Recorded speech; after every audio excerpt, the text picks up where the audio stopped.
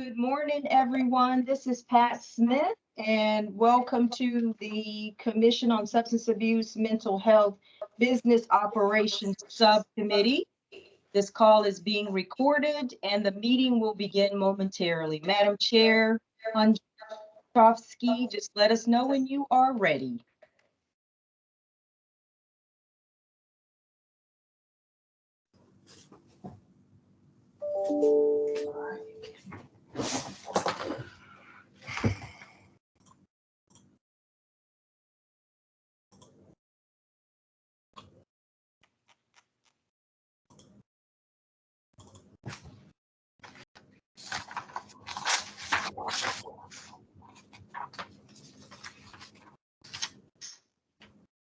Good morning, Madam Chair. How are you today? So far so good. I'm learning our new computers that we got over the last week or so at session. Oh, very good. Well, Yeah. we see you, we hear you. So far you're doing great. Oh, okay. Well, that's a good start, I guess. Well, I've got right at 9:01. There are a few people still coming in. If you want to wait or if you want to get Yeah, started. let's give them a minute to come in so that we're all starting on the same page and we're not leaving anybody out. That'd be great. Thank you so much, Pat, and thank you for continually organizing us and keeping us on task. I really appreciate your support in this. No problem. I love it. Morning, everybody. Good morning. Morning. Good morning. Good morning.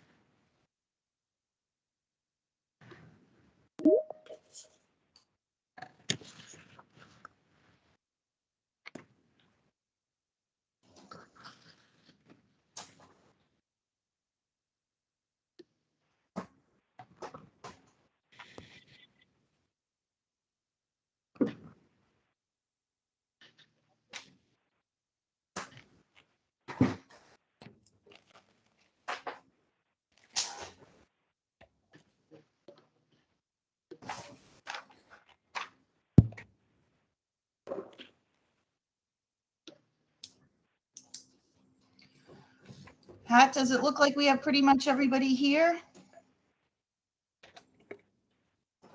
Yes, ma'am. We've got a full house. Okay, sounds good. Well, thank you, first of all, everybody, for being here. I really appreciate your commitment to the work we're doing. And with that, Pat, do you want me to ask if anybody's new now, or you want to do roll call first? I would like to do the roll call first. Perfect. Let's do that. Okay. And again, I want to remind everyone that this call is being recorded. So please, if you have not done so already, mute your cell phones or any other electrical devices. Thank you. Commissioner Christine Hunchofsky. Here. Commissioner Ann Berner. Here. Commissioner Melissa Larkin Skinner. Here. Heather DiGiacomo. Mr. Jacob Oliva. I'm here. Good morning. Good morning. Miss Melissa Jordan. Good morning, I'm here. Good morning. I know that Miss Erica Floyd Thomas will not be able to attend today. She has a conflict on her schedule. Mr. Tyler Tudzinski is on annual leave and he sends his apologies for today. Miss Melissa Ferguson, Here.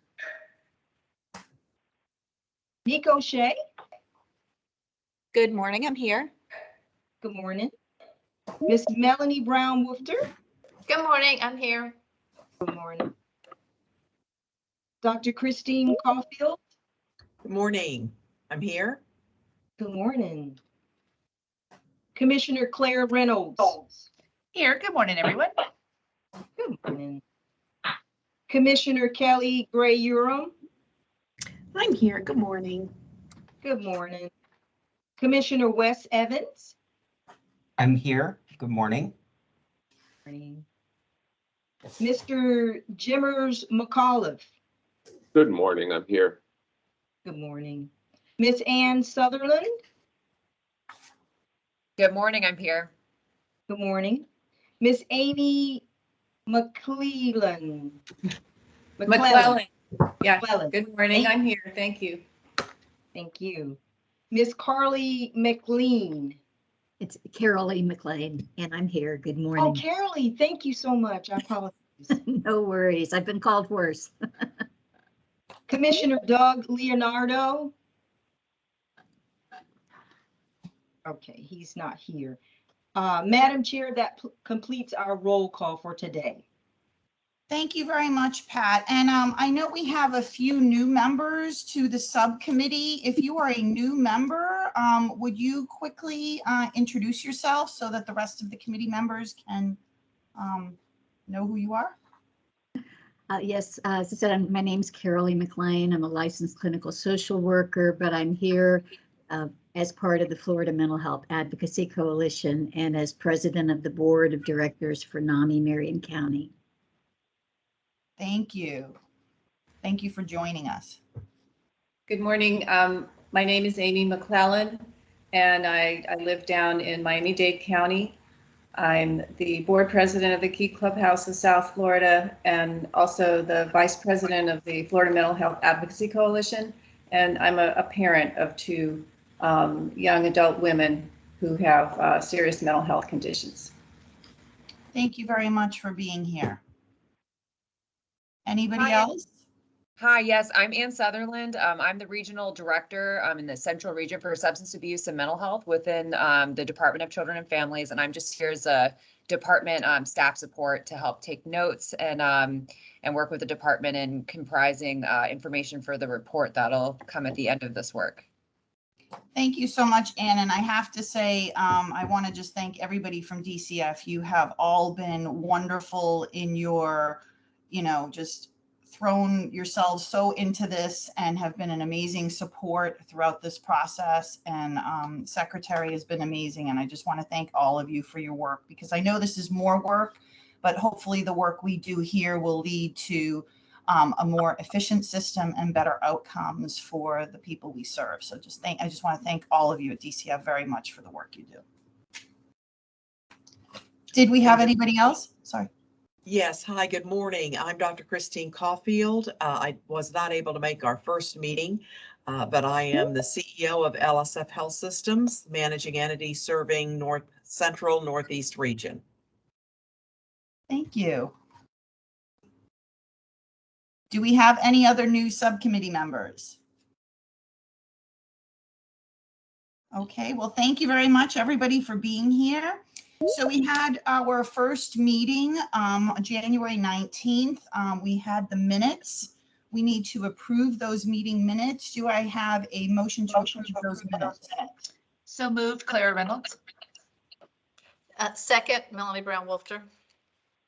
Thank you very much. Everybody in favor, please signify by saying aye. Aye. Aye. Aye. Anyone opposed? Please show that the minutes have been approved. Next, we have on the agenda the work group updates. Last time we talked about the different areas where we would need additional information in order to make recommendations as a subcommittee and to work along our plan. The first work group update we have is the behavioral health landscape, and that's with Jimmers. Jimmers, do you have an update for us? Good morning. Yes, our work group has had a couple of meetings and done some research. The most significant update is we've been able to locate some, but not all, of the Department of Education data, giving a landscape picture about how their funding is distributed. I believe we have information from about 70% of the school systems around the state. And on average, it looks like more than 65% of the funding they're putting to work is being directed through in-house services, members of the staff of each school system. Some, about 17%, is going out into purchasing services through community providers. And the remaining balance is a mix of expenses, trainings, infrastructure support. So we're starting to get some visibility into their big picture operations there. I want to thank Melanie Brown's team at the Florida Behavioral Health Association for doing all that research and pulling together a nice summary overview for us. So we're looking down the road to develop a landscape that shows the array of services. I think you might remember, folks, that there was a presentation from the department showing which agencies at a high level provide what levels of care. Combining it with some of the information that we're also sharing with the Finance Subcommittee on the funding landscape. The big caveat right now is that the landscape might be changing significantly starting on July the 1st with the infusion of a significant amount of both state and federal funding. So we'll have to figure out how to take that into account in the overview going forward. Okay, thank you. Yeah, and I think the idea was to understand what the landscape is out there to see how we can then improve on efficiencies. If I might suggest, it's interesting to see how the school systems are spending their monies, because there was a bill last session encouraging the school systems to use the managing entities for their services.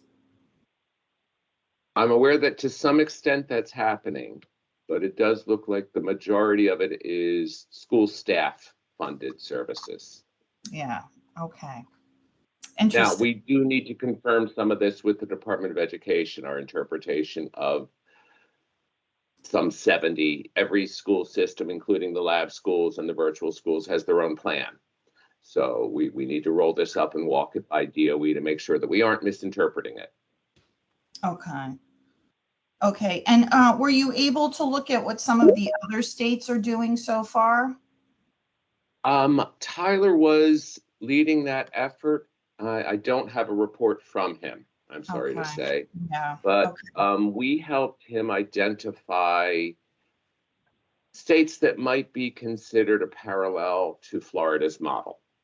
There are many states that do a much heavier, direct staffing, direct service delivery model, and those are probably not going to be useful or as useful as states that have the hybrid models. So he's got a landscape to look at there of about, I think he had about 7 states, don't quote me, that were looking like they had significant similarities. Okay, great, great. Okay. Any other comments, questions, thoughts on that update? Yeah, Madam Chair, if I could, please. Jimmers, would you remind me, pretty please? I know that you're starting with DOE, but are you going to go across the systems as well, looking at DJJ, Department of Corrections? You're going to hit all of them. You just decided to start with DOE first. I jumped into the action. No, we had presentations on file to the main commission to use for DJJ, ACA, a very large part of Department of Corrections. I think we've identified a gap in their probation and parole programming, but we know what they're doing in-house from their own presentations. Let me see here. We have a little bit from Elder Affairs. And What about child welfare? well, that's the department, so we're going to be pulling that into them Okay. through our own analysis. Yeah. Awesome, thank you. Are there Melanie? any agencies that people see missing from that short list? Well, Veterans Affairs, FDVA. Thank you. Let me add that note. Any others, perhaps? Did you mention DOC, Jimmers? Corrections, yes. Okay, great. Thank you. I would Jimmers, almost. did you mention Department of Health? No. No. Or APD. Thank you. We do have an APD Jimmers, would you be presentation. willing to Sorry, go Elizabeth. down your, would you be willing to go down your list one more time? Just go through the whole list Sure. and then we can see if anybody has any comments as to what they feel would be missing from your list. That would be great. Right now we have some APD, DCF. Got a note here to pull in more of the child welfare data. Department of Corrections, ACA, DJJ, Department of Education. Yes, Note Yes. I just picked up I love is you right reach now. out to Health, APD, and Veterans Affairs. Jimmers, I think we also talked about, I'm sorry, you just said Elder Affairs, sorry. Yes, we have an Elder Affairs presentation right now.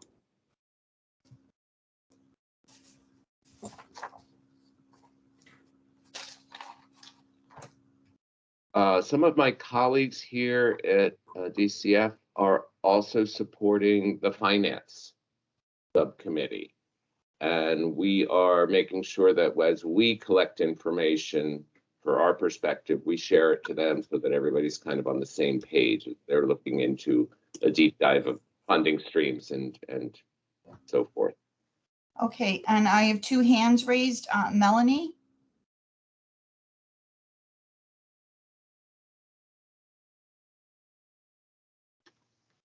Melanie, you're muted. You're on mute. Well, thank you. It wouldn't be a meeting without someone on mute.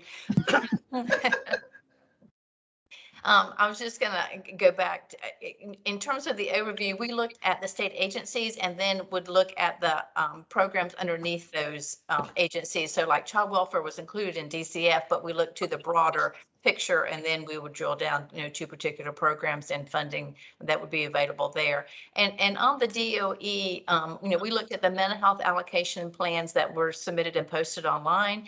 And, of the community partnerships, there's a variety.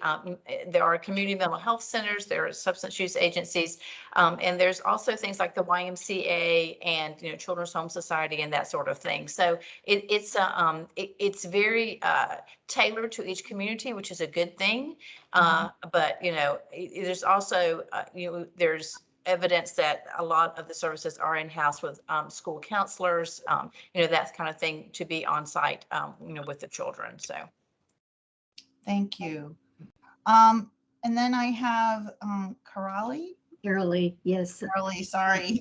That's fine. Thank you so much. I don't know if this fits in or not, but I just wanted to throw out that all the counties that have federally qualified health centers, and they do provide integrated behavioral health with licensed clinicians. Now that's not state funded, so perhaps that's not relevant to the landscape, but I wanted to bring it up just in case. I think we're thinking about that with ACA because a lot of that is Medicaid funded. So I think some of that will show up there. That's true. But that's a very good point. Thank you. And the next hand I have raised is Clara Reynolds. Thank you, ma'am. I think that the other thing too, along Carol Lee's same thought process, is that when we look at our individual counties, many of our individual counties are investing either general revenue county dollars or tax specific, like indigent health taxes are now being utilized to support some behavioral health. Again, I don't know how you pull that data in, but I think it's important as we're thinking about the landscape of funding that if we can get some of that information, even close approximations, I think that's going to be helpful. Thank you. Thank you. Well, I Clara. guess my question is, are we developing into what the finance committee is looking at or operations? So, that's always the big question too. Well, I think it's important to know what the counties are offering. Yeah. So from an operations perspective, Melanie, that's kind of where my head was, not necessarily how much is going in, but what is the array that's being offered? Because I think at the end of the day, we're trying to get a sense of where are all the different threads that are being utilized to create this quilt called behavioral health. And so that was kind of where my head was. I 100% agree with what Clara's saying. The idea here is that we have all these silos everywhere. We have all these webs everywhere. And so we're just trying to find out from a business operations perspective, what is all out there that's being offered. And that's when we then will have the opportunities to see how it could be delivered more efficiently and more effectively, and how there could be maybe more working together in order to do that. This is Jimmers from Clara. I'm very intrigued by the county component because they're also a source of match for some DCF funds and things like that. I'm not quite sure how to get visibility into it immediately, but I want to, without putting you on the spot, Dr. Caulfield, I want to see if it might be possible to reach out through each of the managing entities. You interact with counties pretty much daily, and to see if we could get some sense of what's going on in each region. If I were to put together some type of a survey and push it out that way, would that be an effective way of collecting the landscape? Sure, we can do that. Also, we're in contact with the Florida Association of Counties, and they may be a good source for information as well. I'll explore that with you as I figure out Sure. what to ask. And Jimmers, if you're already creating a survey, it might be great to be able to push it out to like the Children's Services Councils, because they also, I know, are investing in behavioral health services. Again, it's kiddo specific, but oftentimes it's also family specific as well. So again, if you're creating something that we can, again, utilize a statewide organization to push it out, it shouldn't be too much work, crossing our fingers. Again, it's not going to be perfect, but it'll at least give us a landscape. It's a great suggestion. I'm going to take it back to the team and see how we can operationalize that fairly quickly. Dr. Caulfield, you have your hand raised? Yes, I just wanted to dovetail on what Jimmers was sharing earlier. The model that a couple of our managing entities are pushing out, CFBHN or Linda McKinnon was the first to push this out. And what we're finding is, as you can hear in this conversation, that there really is no oversight or coordination of care with these school dollars and these various silos, no accountability, frankly. So I really would invite consideration to have Linda McKinnon present to this group. I think she may be presenting to the commission as well, but the model that has been proven to be very successful in trying to wrap arms around the school mental health dollars.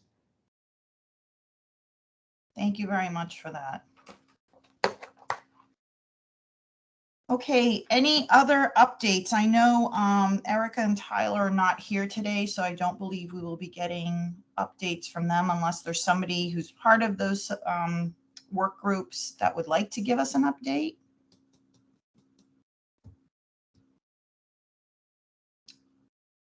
Natalie?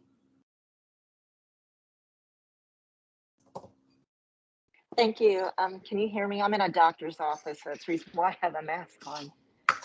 But what I wanted to say, I'm not a part of this subcommittee, but I did want to bring to your attention, in today's finance meeting, there is going to be an overview of an executive order that was implemented back in 2016. This executive order looked at 3 counties, Pinellas, Alachua, and Broward. And it looked at the different funding streams of those 3 counties. Linda McKenna is going to give an overview of that. Now, while the Finance Committee is looking at the financial part of it, you actually can see all the different areas of that county that they looked at.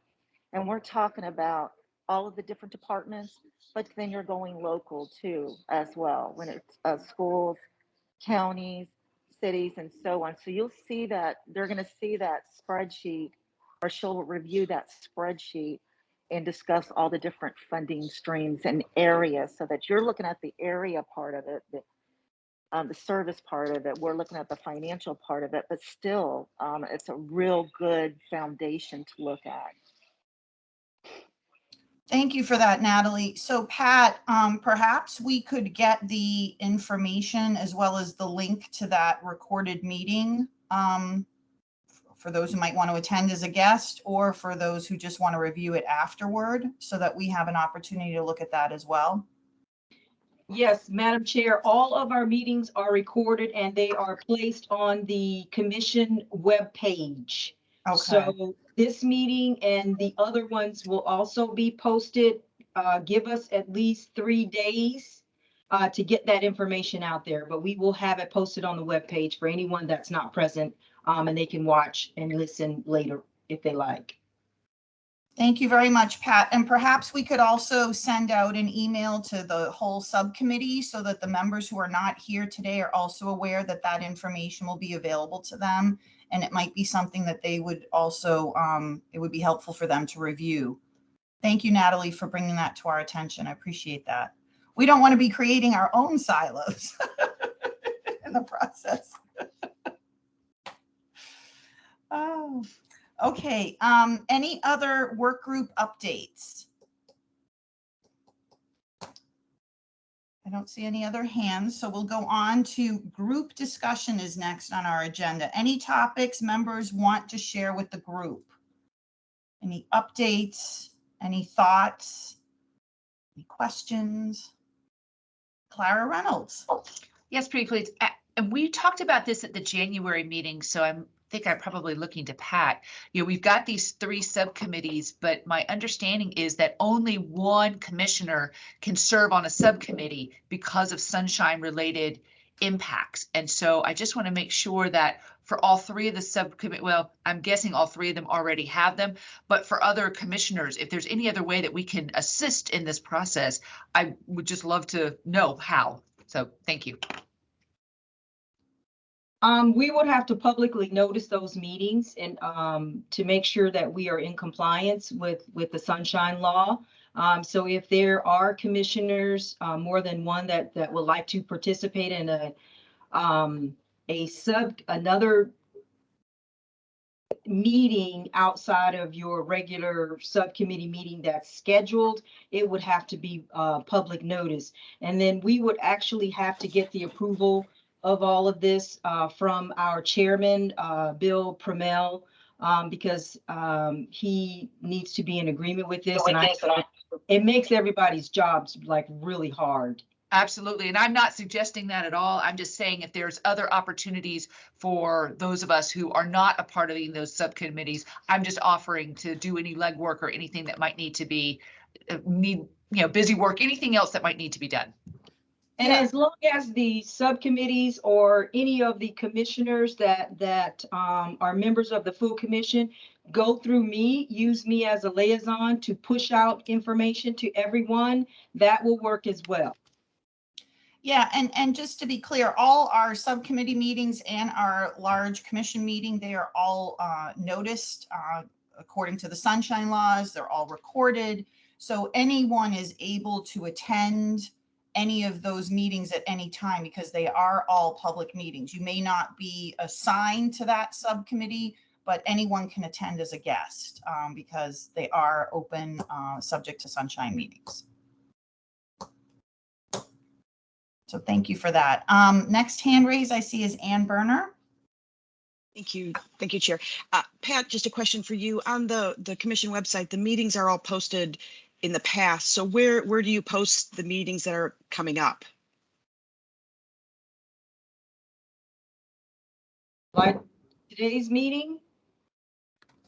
Yeah, right. And the other meetings, because I on the site, you know, they start back in February, but I can't seem to find where the March subcommittee meetings are posted.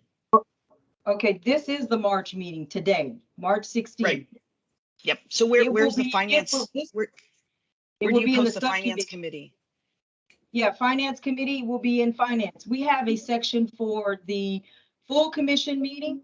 We also have a section for each subcommittee meeting, and everything is on the webpage under each subcommittee meeting. So for March, this is the meeting. This is the first meeting for March. That is not posted yet until several days after this meeting for us to be able to gather the information and actually post it out there.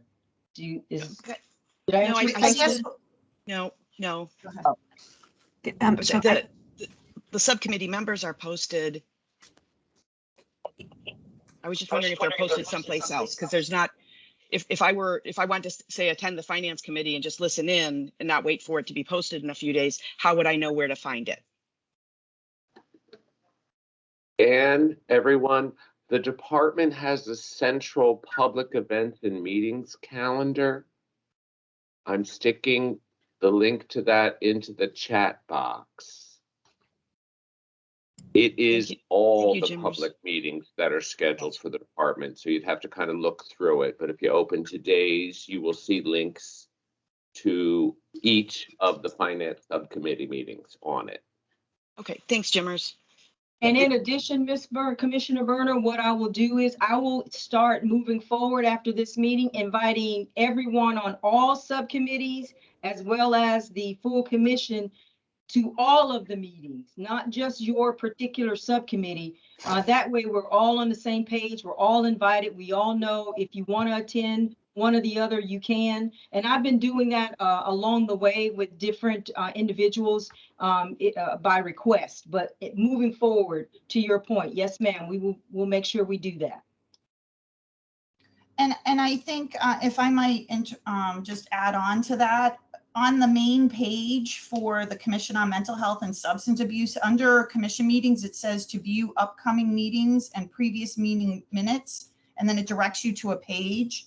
But that page only has past meetings. It does not have a link to upcoming meetings. And I think that's where the confusion is, because someone wouldn't know to look at the public meetings link, because it says here that if you go to this link, this is where you'll see the upcoming meeting. So maybe that's where some of the confusion is. Yeah, there's no date, because it tells you it's the third Wednesday biannual, but you don't know, if you don't know the date, it makes it hard. Yeah. That is an easy fix. I have a calendar that we can put out there. It's already done. I've just got to do it. So thank you so much, Commissioner Berner, for bringing that to our attention. We appreciate it. Listen, we're a new group. This is a work in progress, and we have a lot of things going on. And like I said, I'm just incredibly appreciative to everybody for the engagement, for, the willingness to put in the work and really make a difference here. So, and Pat, thank you. You've got a lot of things to juggle all at once, and you always do it quickly with a smile. And with a lot of enthusiasm. And I know you have a lot of us to juggle. So I just want to say thank you very much for everything. Okay. Any other group discussion items? I see Amy has raised her hand. Amy McClellan. Hi there. I mean, this is my first meeting, but I'm just going to throw this out. Our Florida Mental Health Advocacy Coalition has been working a lot on the topic of 988 as a potential portal into providing access, easy access for people into the behavioral health system. And so I don't know where that 988 is going to be activated in July of this year. I don't know whether that fits into the discussion of the system, but at some point, I hope that we can talk about it in terms of access for people into the behavioral health system. Yeah, and Amy, that's a great point. I think what we're just initially here trying to do is kind of get a view of what the system is and all the components of the system. And then absolutely 988 is going to provide a wonderful opportunity to help people access that system. That's very exciting, and that'll be its own thing coming up. But thank you for putting that in front of us and bringing that to our attention, because that could be a very good component of how to access the system. Once we decipher the whole system and all that is available. Any other topics on the group discussion item? Okay, I'm up. Ann Berner. Thank you, Chair. I just wanted to mention there was a commission in 2001 that looks very similar to this commission and was charged with some of the same considerations and challenges. And so I've been working with a couple of my colleagues, and we've been kind of going through the report, and it's a little surprising how much still remains to be done and how much still is relevant to up to including today. And so I'd like to provide that report along with some comments and observations to Pat to share, and maybe that might be something that the operations committee could take up and see, you know, what have we progressed in, you know, what was identified then, what continues to be an issue now, and maybe just kind of jumpstart some of the discussion going forward. That would be great, Anne. In fact, Erica Floyd Thomas is supposed to be also looking at the historical perspective. So that would actually be incredibly helpful to the work group that she's leading. So that would be wonderful. If you could share that with Pat, we'd really appreciate that. Absolutely. And so we're just wrapping that up. So we'll get that out, you know, in time for everyone to kind of review and comment on it, maybe before our meeting in 2 months. Yeah, that would be great. And that, just going back to that historical perspective, it's also looking at, you know, what things were done to improve the system and what things happened that maybe had negative effects on really making this more of a system. And so thank you for bringing that to our attention. Appreciate that. Anybody else on the group discussion topic? Okay, seeing no one else, I am going to the next step action items. Well, I think, Pat, we have a good list already, don't we? Is there anything anybody else would like to add on the next step action items? I think we've already got quite a comprehensive list here. A lot of work to work off before the next subcommittee meeting. Okay, no one raising their hand on that section. We're on to the public comment section of the meeting, even though we've been taking public comment along the way because we're like a collegial group like that. Anybody from public comment? Seeing no comments from the public, I am closing to the public. Okay, so our next meeting of the full commission is on April 20th. Pat, that's at 9 a.m. Begins at 9 a.m. Our next meeting of the Business Operations Subcommittee will be on May 18th, also at 9 a.m. to 10 a.m., even though we've been a very efficient subcommittee group, if I might say so myself, being the chair. And I hope you're all getting the emails from Pat. We got a good email of an update that our chair, Sheriff Crummell, sent to her. So please make sure that you're reading those email updates. Pat, I'm going to say it again. You're doing a wonderful job keeping us updated and keeping us on track and making sure that we're getting the information we need to do the work we need to do. I personally, once again, would like to thank everybody for your involvement in this. I don't know if all of you know, I'm the former mayor of Parkland. I'm now a state representative, and this commission was legislation that I proposed last session that ended up just by the skin of its teeth getting through the legislative process last session. And I just want to thank all of you for the work you do. I know the work didn't start now for any of you. But I just want to thank you very much for your input in all of this. And I hope that we will be coming up with some really, the goal is to have some very concrete recommendations that we can make to the governor and the legislature so that we can really improve how mental health and behavioral health services and substance abuse services are delivered to people in the state of Florida. And I think we have such a talented group here and in the full commission that I'm very optimistic that we're going to come up with some really good stuff to really improve this. And with such a wealth of knowledge, I have to say I come off each one of these meetings incredibly emotional and incredibly proud just to be able to be here and to listen to all of you with your expertise that you bring to this and your passion for this. So I just want to say thank you with that. And with that, if we have no other comments, I guess those were my closing remarks. And I just want to thank you again, and we will see you at the latest for our full commission meeting on April 20th. Thank you so much, everybody. And with that, our meeting is adjourned. Thank you. Thank Thank you, you. everybody. Thank you. Thank you.